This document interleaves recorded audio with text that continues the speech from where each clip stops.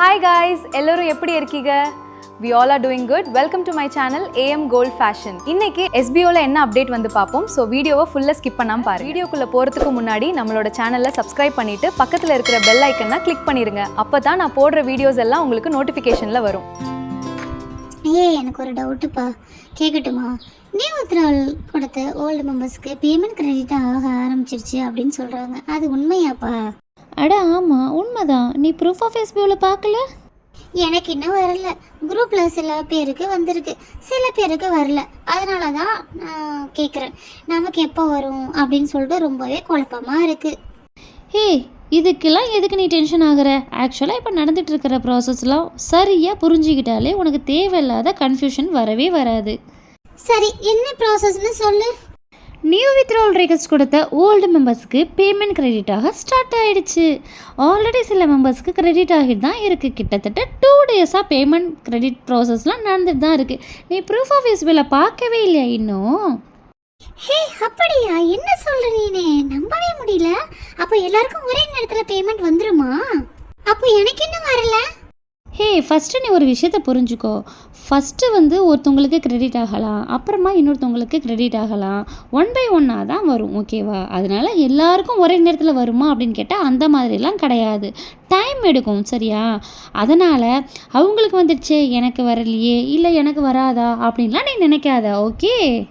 ஆனால் நம்ம எஸ்பிஓவில் ஒர்க் பண்ணுற நிறைய மெம்பர்ஸ் ஒரே கொஸ்டின் தானே கேட்குறாங்க, எங்களுக்கு பேமெண்ட் எப்போ வரும், எங்களுக்கு பேமெண்ட் எப்போ வரும் அப்படின்னு சொல்லிட்டு.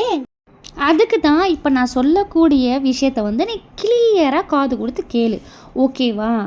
எஸ்பிஓவில் என்ன சொல்கிறாங்களோ அதை தான் செய்வாங்க, ஆனால் டிலே ஆகும், அவ்வளோதான் விஷயம், ஓகே? நம்ம பொறுமையாக இருக்கணும், சரியா? எஸ்பிஓவில் அவங்க சொல்கிற மாதிரியே இப்போ பாரு, நியூ வித்ட்ராவல் ரெக்வெஸ்ட்டுக்கான பேமெண்ட்டுமே இப்போ கிரெடிட் பண்ணி தான் இருக்காங்க. ஆல்ரெடி நியூ மெம்பர்ஸோட வித்ட்ராவல் ரெக்வெஸ்ட்டுமே கம்ப்ளீட் ஆகிடுச்சு. இப்போது ஓல்டு மெம்பர்ஸோட பேமெண்ட் ப்ராசஸ்மே ஸ்டெப் பை ஸ்டெப்பாக நடக்குது. பேமெண்ட் ப்ராசஸ் நடந்துட்டு இருக்குன்னு சொல்கிற, ஆனால் எனக்கு இன்னும் பேமெண்ட்டே வரல. ஏதோ நீ சொல்கிற, எனக்கு அவ்வளோவா புரியவே இல்லை. கொஞ்சம் எனக்கு கிளியராக சொல்லி தரியா ப்ளீஸ்? கொஞ்சம் ஸ்டெப் பை ஸ்டெப்பாக எனக்கு புரிகிற மாதிரி சொல்ல. சரி, ஓகே. உனக்காக நான் ஒரு எக்ஸாம்பிளுக்கு ஒரு சிம்பிளாக ஒரு ஸ்டோரி ஒன்று சொல்கிறேன், நீ கேட்டுக்கோ. ஒரு பெரிய க்யூனில் நம்ம நிற்கிறோன்னு நினச்சிக்கோ. முன்னாடி நிற்கிறவங்களுக்கு முதல்ல சர்வீஸ் கிடைக்கும், அதுக்கப்புறமா தான் நம்மளோட டேர்ன் வரும். நம்ம முன்னாடி இருக்கிறவங்களுக்கு சர்வீஸ் கிடைச்சிடுச்சு அப்படிங்கிறதுனால நம்மளோட டேர்ன் கேன்சல் ஆகிடுச்சு அப்படின்னு அர்த்தமா? இல்லை, அதே மாதிரி தான் பேமெண்ட் ப்ராசஸுமே. Oh, super super, thank you so much. செம்மையாக நீ எக்ஸ்ப்ளனேஷன் கொடுத்துட்ட, இப்போ எனக்கு கிளியராகவே புரியுது. இன்னொரு டவுட்டு, இப்போது நிறைய பேர் பேமெண்ட் டிலே ஆனதுனால நெகட்டிவாக வேறு பேச ஆரம்பிச்சிட்டாங்களே, இப்போ என்ன பண்ணுறது? அவங்களுக்குலாம் எப்படி புரிய வைக்கிறது? எஸ், அது புரியுது. பேமெண்ட் டிலே ஆனால் கேள்வி வருவது நார்மல் தானே.